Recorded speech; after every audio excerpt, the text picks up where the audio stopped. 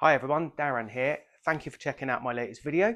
This is one that I've been looking forward to doing for a really long time. This is a brand that I first met at Watch Pro Salon in 2023 and picked up one of their watches, really pleased to do so, in 2024 at British Watchmakers Day. So without further ado, let's introduce you to Edward Christopher watches. So Edward Christopher was founded in 2023 by owner Sean Brickell and is named after two gentlemen. His great uncle, Edward, on the left, and his father, Christopher, on the right. Now, both of these gentlemen were responsible for saving the life of a child. So for this reason, the brand donate 10% of their profits to charities that support children and young people who are in need. So let's now show you the watches themselves. This is the Rose Red Manta. This is the one I own. Picked it up at British Watchmakers Day in 24. First saw it at Watch Pro Salon in 2023. And it's that dial that really hooked me in.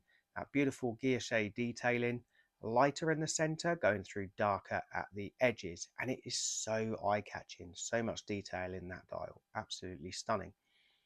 The case is 40mm.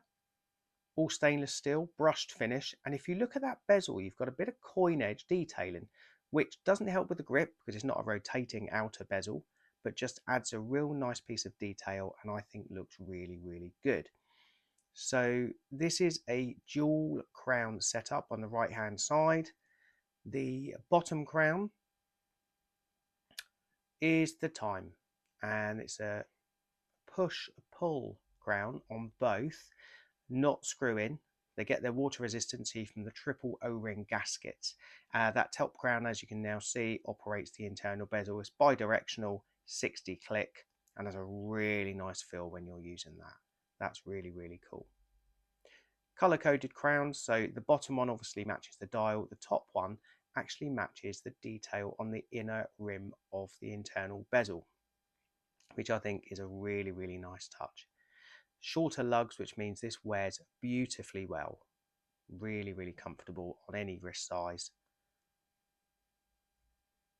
And if you just look at all of those beautiful details, I listened to a review recently that said this is like an onion because it's got layers and layers, and I would totally agree with that assessment.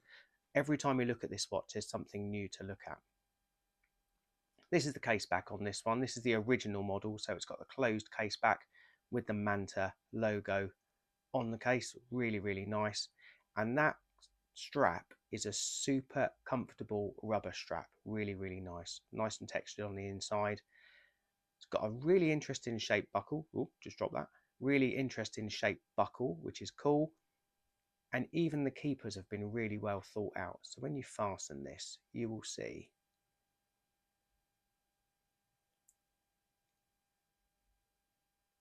the keeper sits within two little notches, just keeping that bottom keeper in place when you're wearing it. And then the second keeper just sits in that little notch just before the end of the strap. So when you put this watch on, it will not move. It's super comfortable, really easy to wear, and you kind of forget you've got it on until you look at it and take in the beauty of that dial. So just to move on now to the sky blue Manta, which is the one that Sean has been kind enough to lend me for this review. And in most cases, it's very, very similar. You have got that beautiful guilloche detailing again, the color-coded crowns, which if you just look on the dial, you've got a bit of red on that inner rim of that bezel, which looks really, really cool. Same again, beautiful quality strap, very well color-coded to the dial. I think the whole thing just looks stunning. But this is where he's done things differently, is the case back. So he's now got an open case back and a really stunning Manta shaped rotor. This particular model is called the Manta Revelare, which just to my mind is really added something great to this now. And it's nice to see that Solita movement in full show. There you go, another shot of that there.